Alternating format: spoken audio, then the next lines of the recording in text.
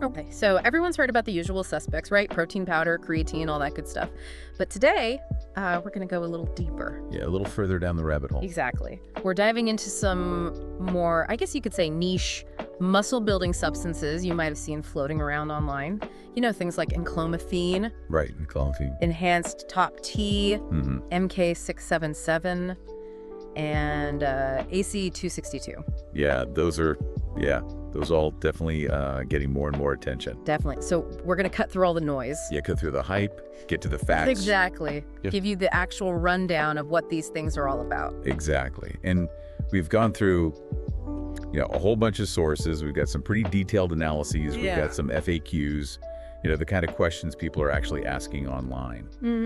A briefing document. So yeah, consider this your fast track. Yeah, like express lane. To figuring out what's going on with these substances. So our mission today is pretty simple. We want to help you understand how these substances work, what they might do for your muscles or might not, the risks, the side effects, even the legal stuff.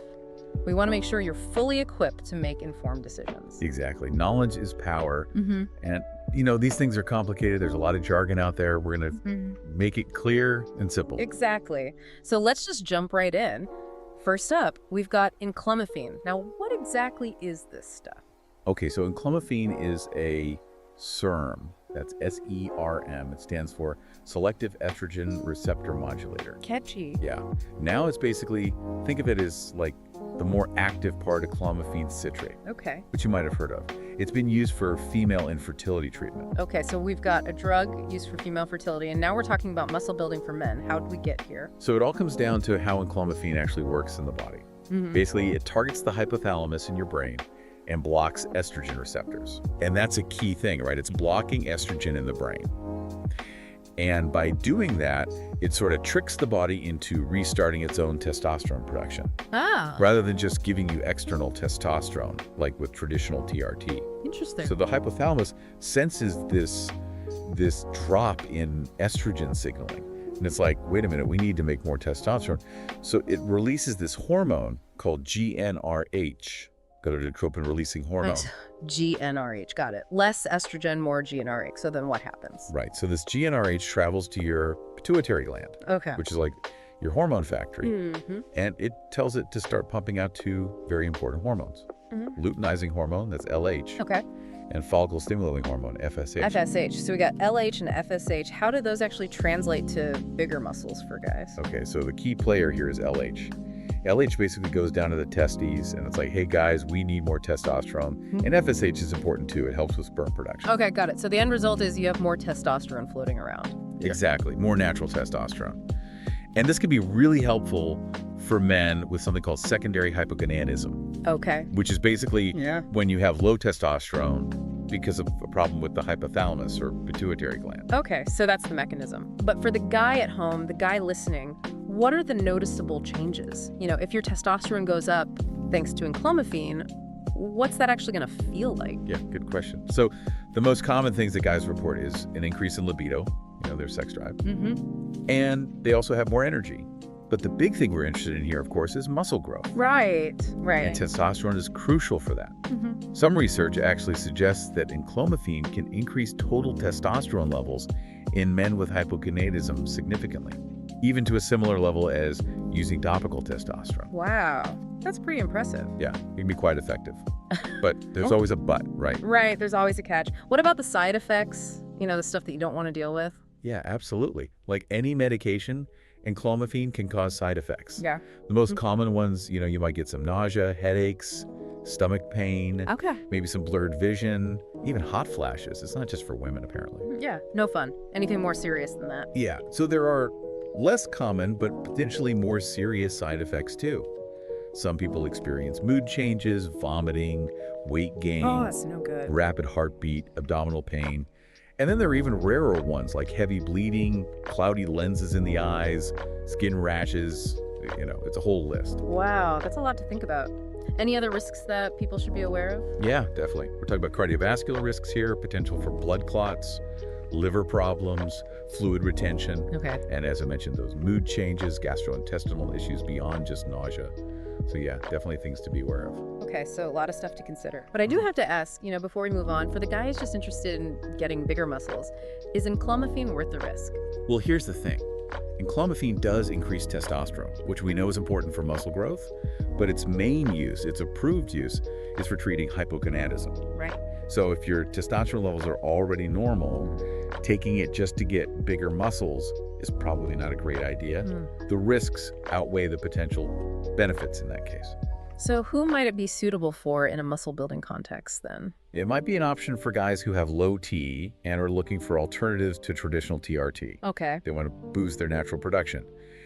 But it's important to remember, using it for bodybuilding is considered off-label. Right. So it hasn't been specifically approved for that. And you should never use it without talking to your doctor and getting regular checkups. Always good advice. All right, let's switch gears and talk about enhanced top T. This one is a bit different, right? Yeah, it's a whole other ball game. It seems to be, from our sources, a brand name for a testosterone-boosting supplement, like a proprietary blend of different ingredients. Okay, so not just one thing, like a cocktail of ingredients. Exactly, yeah. We don't always get the exact breakdown, but you often see things like maca, shilajit, tonkan ali, epimedium, dim, DHEA, boron, ashwagandha, and Phaedogia agrestis. Wow, that's a mouthful. Yeah, there's a lot in there. And sometimes even branded compounds. It's like they threw everything at the wall and saw what stuck. Yeah, the kitchen sink approach. So what's the thinking behind packing all those ingredients into one supplement? The idea is to basically support natural testosterone production in a bunch of different ways. Each ingredient is supposed to have its own specific action. Although, to be honest, the science behind some of these claims is a little shaky. Right. You always got to be careful with proprietary blends. Yeah, because you don't really know exactly how much of each ingredient is in there. Exactly. Like, even if an ingredient is known to support testosterone, it needs to be in the right dose to actually do anything. And the quality can vary, too, from brand to brand. So with Enhanced Top T, what kind of results can someone realistically expect? That's a tough one. Yeah. It really depends on the ingredients, the dosages, how well your body absorbs them. Okay. Like zinc and vitamin D are crucial for testosterone production. So if you're deficient in those, a supplement might help. Okay. They often advertise things like increased muscle mass, strength, energy, libido, the usual suspects. The Holy Grail. Yeah. But what about the potential downsides? Any side effects to worry about? Yeah, again, it's a mix of ingredients, so side effects can vary. You might see some digestive problems, headaches, allergic reactions, depending on what you're sensitive to. Okay. DHEA, which is sometimes in these boosters, can cause acne, hair loss, high blood pressure, hormonal issues. Right. And keep in mind, supplements aren't regulated as strictly as medications, so you don't always know what you're getting. That's always a concern. So bottom line, for someone serious about building muscle, is Enhanced Top T a good option? Well, it's definitely marketed for muscle building, but whether it actually delivers significant gains, especially for guys with healthy T levels already, it's up for debate. The science is kind of mixed. Some ingredients might give you a slight edge, maybe help with deficiencies, but overall, it's not going to be as powerful as, actual testosterone or anabolics. It might give you a little boost, but don't expect miracles. Fair enough. Okay, let's move on to something else. MK-677, also known as Ibutamoren. Now, this is a whole other animal. Yeah, totally different. It's actually not a SARM or a steroid. It's categorized as a growth hormone secretagogue. A growth hormone what now? Secretagogue. It means it basically signals the body to produce more growth hormone. Okay, got it. And how does it do that? So it works by mimicking this hormone called ghrelin. Ghrelin. Okay. Which makes you feel hungry. Yeah, I'm familiar with that one. But it also binds to these receptors in the brain called GHSR, growth hormone secretagogue receptors. And when those are activated, it tells your body to release more growth hormone and IGF-1, insulin-like growth factor 1. IGF-1. Got it. So you're increasing those hormones. What does that actually do to the body? Well, first off, you get really hungry. Yeah, I figured. Makes sense. Because of the ghrelin mimicking, right? But a lot of users also say their sleep improves. And in terms of, your physique, it can increase lean body mass. Okay, that's what we like to hear. But there's a big but. Here we go again. A lot of that increase is actually water retention. not just pure muscle. And there's some evidence it might help with bone density too. Okay. The problem is, though, once you stop taking MK-677, those muscle gains tend to disappear pretty quickly. Oh, so not a permanent solution. Not really, no. Okay, so we talked about the good stuff, sort of. What about the bad? Side effects, risks, any of that? Yeah, definitely things to be aware of. Besides the increased appetite and water weight, people report lethargy, joint pain. Some experience higher prolactin and cortisol levels too. Okay, that doesn't sound great. No, and the real concern is that we don't have a lot of long-term safety data. Right. It's messing with your hormone levels, so there's worry about things like insulin resistance, even an increased risk of certain cancers. In fact, one of the sources actually called it a poison. Pretty strong language. Wow, yeah. Not approved by the FDA then. Nope, not for human use anyway. Okay, so given all that, should anyone even consider using MK-677 for building muscle?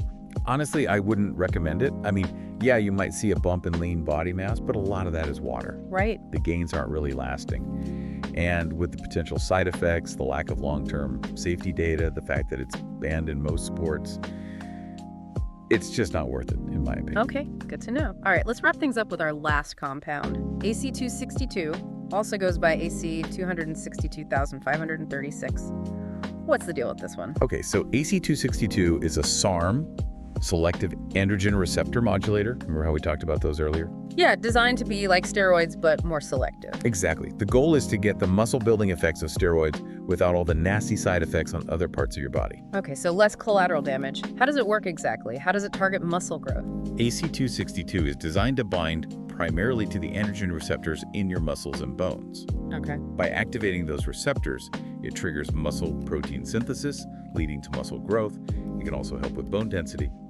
The idea is, by being selective, it avoids activating those receptors in other tissues, like the prostate, which is what causes those unwanted side effects. Clever. So what kind of effects could someone expect to see from using AC262? You'd probably see gains in muscle mass, strength improvements, and possibly better bone density too, all while hopefully minimizing the side effects that you'd get with regular steroids. Sounds promising. Yeah. But it's still being researched, right? So what do we actually know about the risks? Yeah, the research on AC262 in humans is still pretty limited, but based on other SARMs in the same category, there are some potential concerns. Okay. You can see suppression of your natural testosterone production, Oh, not good. which can lead to hormonal problems after you stop taking it. There's also the risk of liver toxicity, although we don't know exactly how risky AC262 is specifically for the liver. Other potential side effects that have been reported with SARMs in general include changes in cholesterol levels, mood swings. Some people even experience sleep disturbances. Okay. And the big thing is we just don't have the long-term safety data yet. We don't know what the effects might be years down the line. Right. That's always a concern with these newer substances. So even though it's supposed to be more selective, is it actually safer than traditional steroids? Well, that's the million-dollar question, isn't it? Yeah. The idea behind SARMs is definitely to create a safer alternative. But using them for purely cosmetic reasons, just to get bigger muscles, still carries risks. Right. AC262 is still considered experimental, and we don't fully understand the long-term consequences, so I wouldn't recommend using it without medical supervision, and certainly not just for bodybuilding. Makes sense. And I'm guessing it's probably banned in sports?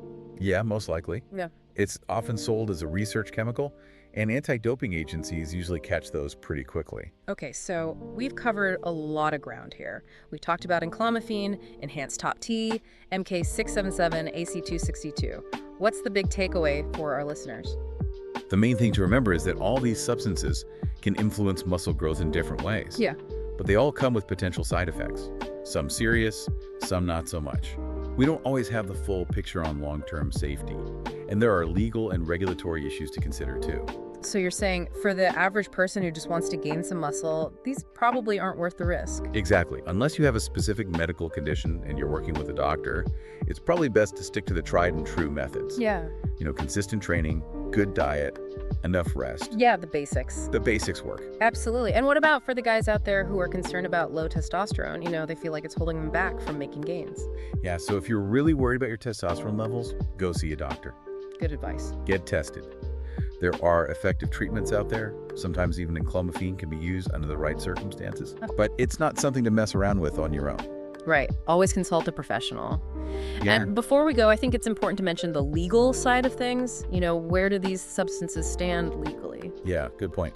So Enclomiphene is a prescription drug, but using it for muscle building is off-label. Right, we talked about that. Enhanced Top T is marketed as a supplement, so the regulations are different, but some ingredients might still be problematic. MK-677 and AC262, those are usually sold as research chemicals, so not approved for human consumption.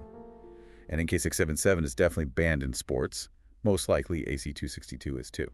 So definitely a lot to think about. Not as simple as just popping a pill and getting huge. Yep, not at all. Well, this has been a fascinating and slightly overwhelming deep dive. Thanks for walking us through it all. You got it. It's important to stay informed, right? Absolutely. And on that note, it's time to wrap up this episode of The Deep Dive. But before we go, one final thought for you to ponder. In a world obsessed with quick fixes, especially in health and fitness, it's worth taking a step back and really thinking about the trade-offs. The potential for fast results is tempting, but what about the unknown risks? Are you willing to put your long-term health on the line for a certain physique? And what about the ethical implications? Where do you draw the line between pushing your limits and compromising your integrity? Maybe take some time to research the rules and regulations around performance-enhancing substances and think about what matters most to you. It's a complex issue with no easy answers. Until next time, keep exploring, keep questioning, and stay informed.